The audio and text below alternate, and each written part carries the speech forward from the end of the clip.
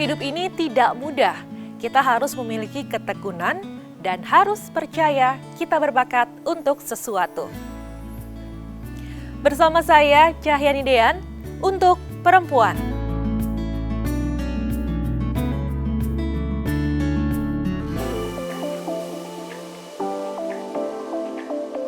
Jumlah sampah di ibu kota sudah mencapai angka yang semakin mengkhawatirkan.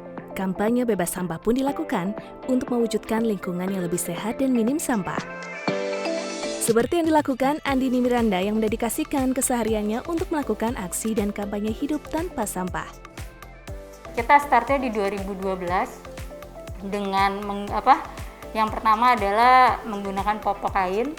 Lalu kami baru berhenti membuang sampah ke TPA itu 2018. Jadi kami nggak semalam ya gitu.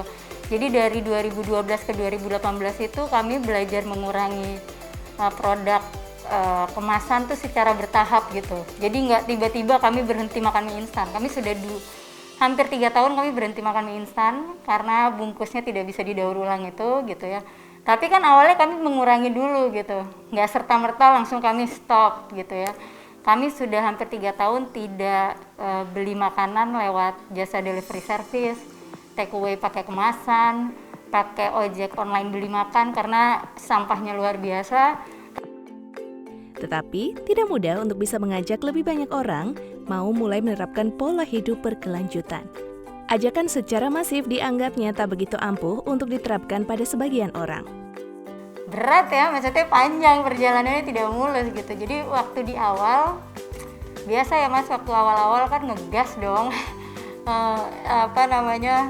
Jadi kayak di keluarga gitu kan, kalau misalnya beli makanan pakai plastik kayak kok pakai plastik sih gitu ya kan. Dulu saya mulai 2012 tuh saya masih tinggal sama orang tua, baru pindah ke sini 2014 kan. Jadi kayak kok pakai plastik sih, tahu nggak sih plastik tuh udah penuh, tahu nggak gini-gini tuh kan gitu. Tapi ternyata karena saya terlalu keras, mereka juga akhirnya jadi bentrok. Andini rutin mengedukasi melalui unggahan di media sosial tentang cara mengubah pola hidup yang lebih berkelanjutan dan bertanggung jawab. Jadi untuk sampah yang non-organiknya gitu ya, yang kami misalnya kemasannya belum bisa dihindari atau kita dapat bingkisan dari orang, itu biasanya kami pilah dulu. Nah, pilah sampah tiap rumah itu berbeda-beda gitu ya, sistemnya berbeda-beda. Kategorinya juga berbeda-beda karena kami memang sudah sedikit mungkin menghasilkan sampah gitu ya. Jadi kami memang hanya ada kategori kertas, kardus, ini plastik, kemudian ini lain-lain nih biasanya yang di luar kategori ini, kemudian elektronik. Sampah elektronik ini contohnya tuh bohlam, charger, kemudian batu baterai itu harus dipisahkan sendiri. Kemudian juga ada sampah medis. Sampah medis itu isinya ada obat-obat kadaluarsa, gitu ya. Meskipun kami tidak sering makan obat, tapi kadang-kadang suka menyediakan untuk di rumah. Nah itu kalau kadaluarsa kita taruh di sini. Untuk sampah organik, Andini mengolahnya menjadi kompos. Lalu kemudian ini kulit bawang. Kulit bawang juga setelah dibersihkan, dikumpulkan, ini bisa jadi kaldu kulit bawang atau juga bisa jadi pupuk. Ini jeruk. Jeruk ini bisa kulitnya aja dikumpulkan gitu ya, atau juga bisa jeruk yang bekas perasan. Ini kita kumpulkan untuk jadi cairan pembersih. Lalu ini telur, kulit telur. Kulit telur ini bisa dihancurkan jadi kecil kayak gini. Ini bisa untuk pupuk tanaman. Kemudian ini kulit buah naga. Kulit buah naga ini bisa untuk diolah jadi tumis kulit buah naga, bisa untuk jadi teh kulit buah naga, bisa juga untuk cairan ekoenzim.